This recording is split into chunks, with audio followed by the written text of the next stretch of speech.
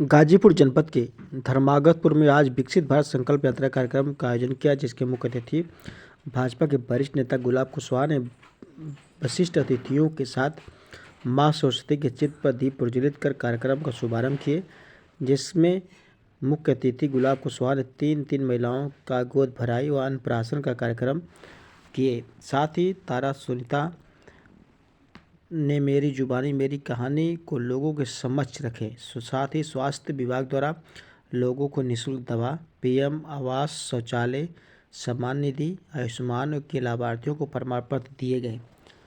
प्रधान मीरा राजभर ने मुख्य अतिथि और विशिष्ट अतिथियों को अंग वस्त्र देकर सम्मानित किए। लोगों को संबोधित करते हुए भाजपा के वरिष्ठ नेता गुलाब कुशवाहा ने कहा कि पीएम मोदी ने जो योजना चलाई है, जाति भावना को छोड़कर सबके हित में चलाया। योजना से छूटे वंचित लोगों के दरवाजे पर कार्यक्रम आयोजित किए जा रहे हैं। जो पात्र हैं, उनको योजना से दूर हैं, वो आज आए विभागीय अधिकारी से रजिस्ट्रेशन करा लें। साधन सहकार समिति के डायरेक्टर राम लखन मौर्य ने कहा कि 2014 के बाद सबसे छोटी इकाई गाँव से जो विकास की मुख्य धारा प्रधानमंत्री श्री नरेंद्र मोदी जी ने बहाई है, पूर्ववर्ती सरकारों में ऐसी सोच नहीं थी। आज ग्रामीण को जागरूक होकर अपने नज़दीकी जन सहज केंद्र या सहायक ग्राम पंचायत एवं सचिव से संपर्क करें। जिस विभाग के लाभार्थी हैं, उसे लाभ में अपना रजिस्ट्रेशन करा लें ताकि उसका लाभ मिल सके। वहीं भाजपा के पूर्व प्रदेश कार्यकारिणी के सदस्य सुधाकर कुशवाहा ने ग्रामीणों को संबोधित करते हुए कहा कि प्रधानमंत्री नरेंद्र मोदी ऐसे प्रधानमंत्री हैं 2014-19 में आप लोगों ने चुनकर प्रधानमंत्री बनाया, जिसका नतीजा रहा कि इससे वंचित गरीबों तक योजनाओं का लाभ काफ़ी आसानी से पहुंच रहा है। गांव में जो विकास की गंगा आई है, उसकी सराहना विदेश में भी की जा रही है। पूर्व की सरकार में ऐसी कोई प्रधानमंत्री अभी तक नहीं था जो प्रधानमंत्री नरेंद्र मोदी जी द्वारा किया जा रहा योजनाओं का संचालित कर सके। लाभार्थियों को आवास, शौचालय, आयुष्मान कार्ड, पेंशन धरातल पर दिखाई दे रही है। उन्होंने ग्रामीणों से अपील किया कि 2024 में फिर से श्री नरेंद्र मोदी को तीसरी बार प्रधानमंत्री बनाकर देश में और खुशहाली लाने का कार्य करें। इस कार्यक्रम में राम लखन कुशवाहा, मंडल अध्यक्ष मनोज यादव, हरकेश राजभर, रामाश्रय चौहान, प्रधान जनार्दन यादव, एमएलसी प्रतिनिधि संजय राजभर, राममूर्ति बासफोर, श्रवण सिंह, रमेश प्रजापति, मुंशी चौहान, सीता चौहान, रामचंद्र चौहान, भरत राजभर, नरेंद्र कुमार, संतोष कुमार सहित काफ़ी संख्या में लोग मौजूद रहे। वहीं ग्राम सचिव अंगद कुमार सहित अन्य लोग मौजूद रहे।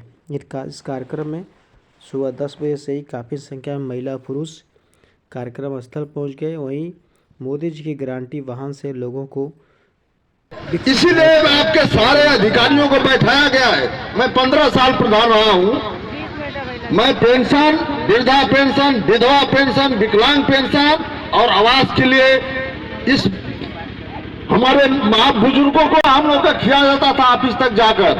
आज हमारे मोदी जी, नरेंद्र मोदी जी ने आपके घर में आके बैठा है। इसके बाद भी अगर छूटे रहेंगे तो ये देश कब स्वतंत्र होगा, इसके लिए आप ध्यान रखिएगा।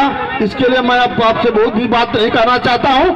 अगर जो विभाग का जो चीज छूटा हुआ है वो आप लोग रजिस्ट्रेशन कराने के बाद ही जाइएगा। सभी विभाग के कर्मचारी अगर पहले गए आप और लोग फिर शिकायत किए तो आपके ऊंचे अधिकारी के यहाँ मैं जाकर बैठ के बात करूंगा और बताऊंगा कि उस गांव के लोग।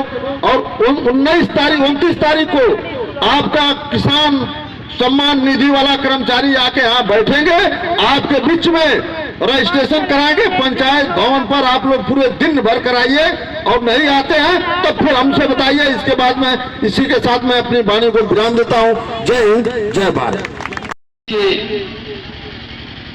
परिश्रम का ही फल है कि आज उन्हीं के मार्गदर्शन में, उन्हीं के नेतृत्व में प्राण प्रतिष्ठा का आयोजन हुआ है।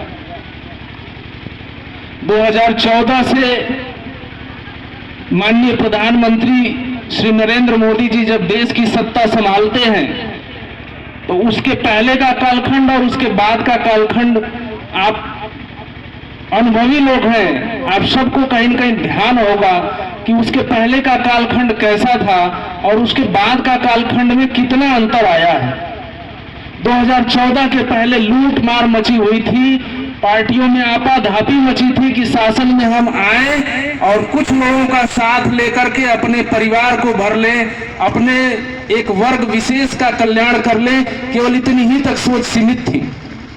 लेकिन आपके ही आशीर्वाद से जब मोदी जी प्रधानमंत्री बनते हैं तो एक गरीब होने का दुख और दर्द वो भली भांति समझते थे, माताओं और बहनों का दुख वो भली भांति समझते थे।